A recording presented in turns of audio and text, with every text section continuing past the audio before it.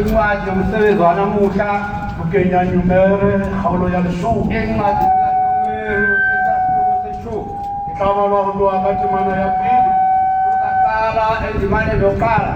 yofela timani ya leshumi yokugcina endimane neshumi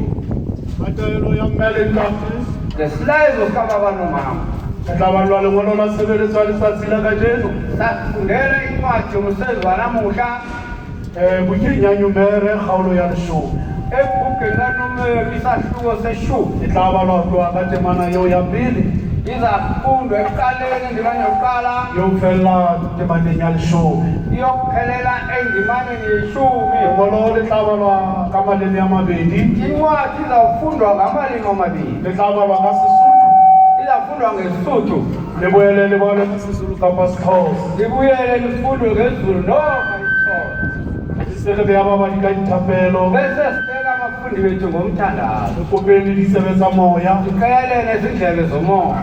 ka morao re lengolo le balwa ngomusa incwadi mayifundwa lotho ya ntate le mmeji le ntate wa rona ntate Bishop Mpatsi